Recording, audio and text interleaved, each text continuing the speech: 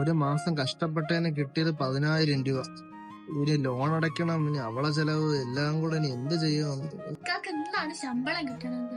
ഇക്ക വരുമ്പോ തന്നെ ഒരു ലിസ്റ്റ് എഴുതി കൈ കൊണ്ട് കൊടുത്തിട്ട് വാങ്ങിപ്പിക്കും. എന്തായാലും വീട്ടില്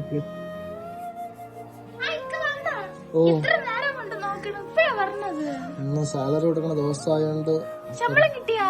കിട്ടി. എനിക്കറിയാം ഇക്കാക്കുന്ന ശമ്പളം കിട്ടുമെന്ന്. എനിക്കൊരു 5,000 രൂപ വേണം.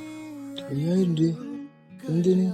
അതെന്റെ ഫ്രണ്ടിന്റെ മാരേജ്, പിന്നെ എന്റെ മേക്കപ്പ് സാധനങ്ങളെല്ലാം തീർന്നു. അപ്പാടെ ഈ മാസം എനിക്ക് കിട്ടിയത് 10,000 രൂപയാണ്. നിനക്കറിയാലോ, ഇപ്പഴാണ് ഒന്നാമത്തെ ജോലിക്ക് അറിയാം.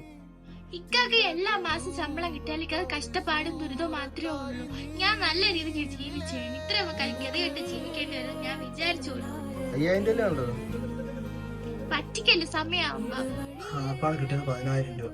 10,000 രൂപ ലോണ്, വീട്ടുകാര്യങ്ങൾ അതിന്റെ ഇടയിലാണ് അടുത്തത്.